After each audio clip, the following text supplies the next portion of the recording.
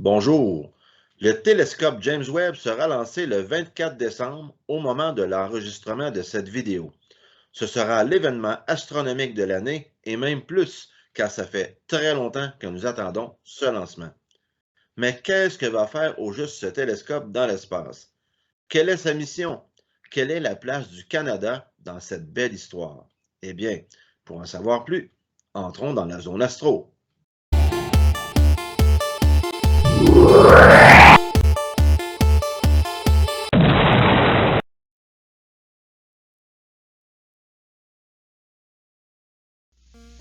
Le télescope James Webb.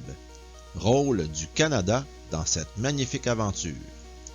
Le télescope James Webb est le fruit d'une collaboration internationale entre la NASA, l'Agence spatiale européenne et l'Agence spatiale canadienne.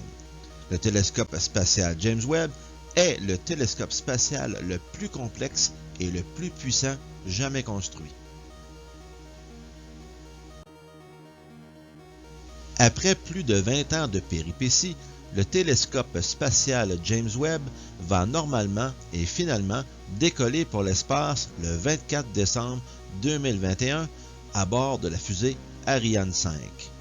Le télescope inclut plusieurs composantes telles qu'un énorme écran solaire, un miroir de 6,5 mètres de diamètre recouvert d'or, une caméra guide fabriquée au Canada nommée FGS, et 4 instruments scientifiques, dont l'instrument NIRISS, qui a été conçu par une équipe menée par le directeur de l'Institut de recherche sur les exoplanètes, M. René Doyon. Une fois lancé, le télescope voyagera jusqu'à une distance de 1,5 million de kilomètres de la Terre jusqu'au point de Lagrange L2. Pendant plusieurs mois, des tests seront faits sur les instruments du télescope pour s'assurer de leur bon fonctionnement. Le miroir du télescope sera aussi aligné afin de produire les meilleures images possibles. Le point L2 n'est pas l'endroit le plus stable et il devra y avoir des petites corrections d'orbite de temps à autre, mais L2 est un endroit privilégié pour observer l'espace lointain, à l'écart du Soleil et quand même relativement proche de nous, ce qui est un avantage pour les communications rapides avec la Terre. Du point L2, le grand écran du télescope pourra protéger celui-ci de la lumière du Soleil, de la Terre et de la Lune. Les instruments étant assez loin de la Terre pour avoir une plus basse température, favorisent les observations dans l'infrarouge. C'est depuis ce point de Lagrange que les satellites WMAP et Planck ont étudié le rayonnement fossile et l'observatoire Herschel, l'univers infrarouge.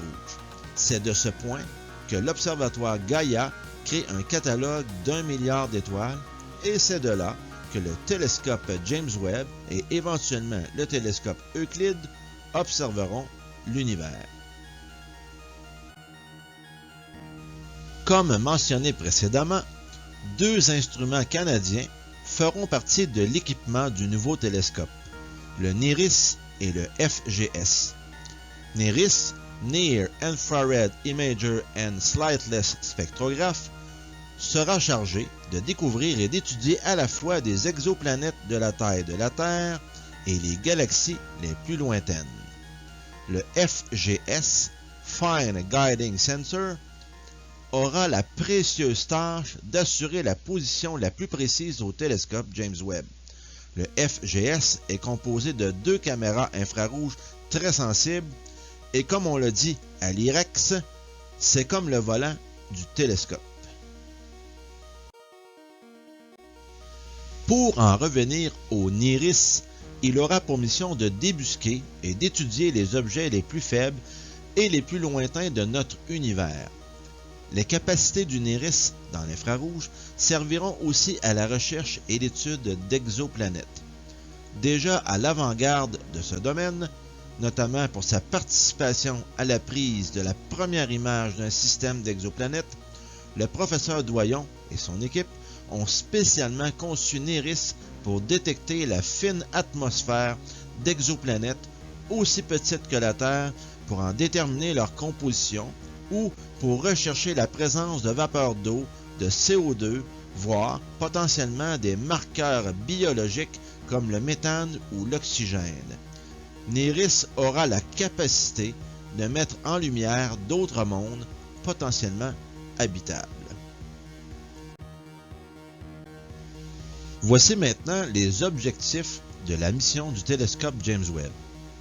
Donc, cette mission servira à observer les confins de l'univers encore plus loin que jamais auparavant. Elle servira aussi à rechercher les premières étoiles et galaxies créées après le Big Bang.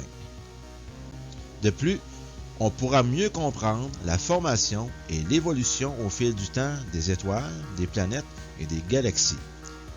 Nous explorerons aussi les mondes lointains et étudierons le système solaire. Nous pourrons aussi déterminer s'il y a des formes de vie sur des planètes en orbite autour d'autres étoiles.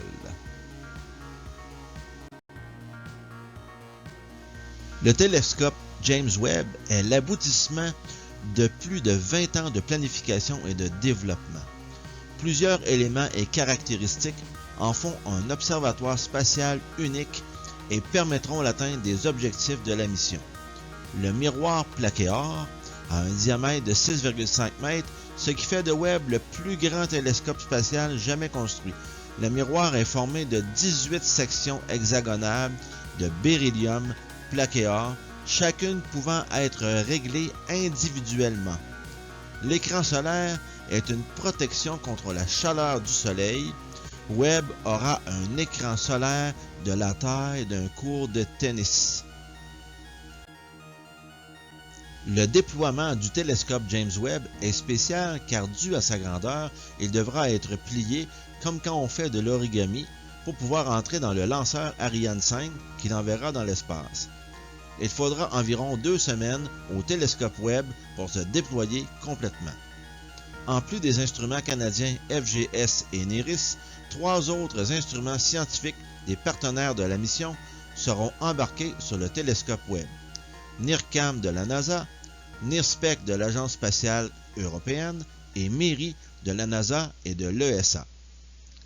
Le télescope aura un émetteur radio à haute fréquence. De grandes antennes radio réparties autour du monde recevront les signaux de l'émetteur du télescope Webb et les transmettront au Webb Science and Operations Center Space Telescope Science Institute à Baltimore, aux États-Unis. Les scientifiques canadiens seront parmi les premiers à utiliser le télescope spatial James Webb pour faire des découvertes sur l'univers. Grâce à la contribution de l'Agence spatiale canadienne à la mission, les astronomes canadiens auront accès à 3 programmes d'observation. Programmes d'observation initiaux, par exemple, il sera possible ici, avec le télescope spatial James Webb, d'observer à travers les nuages de poussière des pouponnières d'étoiles comme la nébuleuse d'Orion. Programme d'observation en temps garanti. On pourra par exemple étudier ici le passage de la lumière à travers l'atmosphère d'une planète.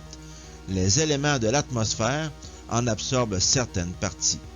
En examinant les parties absorbées par la lumière, les scientifiques peuvent déterminer la composition de l'atmosphère. Programme d'observation généraux. Les astronomes canadiens auront accès à 5% du temps d'observation prévu pour les programmes d'observation généraux sélectionnés à l'issue d'un concours. Ces programmes d'observation seront choisis chaque année tout au long de l'exploitation du télescope James Webb. N'oublions pas le télescope de Hubble. Il a été lancé le 24 avril 1990 par la navette spatiale Discovery. Le 25 avril, il était placé sur son orbite terrestre, à 600 km d'altitude. À partir de ce moment, il va effectuer inlassablement un tour complet de notre planète toutes les 100 minutes. Il est toujours fonctionnel, même après les réparations physiques passées et les mises au point pour le redémarrer à 2 reprises en 2021. James Webb n'est pas vraiment son successeur, car Hubble travaille dans le visible et l'ultraviolet. Mais disons que les 2 télescopes ensemble font la paire. pour de superbes observations astronomiques. À nous d'en profiter. Vous avez apprécié cette vidéo et vous voulez que les gens retrouvent plus facilement les vidéos de la Zone Astro? Cliquez sur le pouce vers le haut, abonnez-vous à la chaîne et écrivez un commentaire sur ce lancement. D'ici la prochaine vidéo, à bientôt dans la Zone Astro.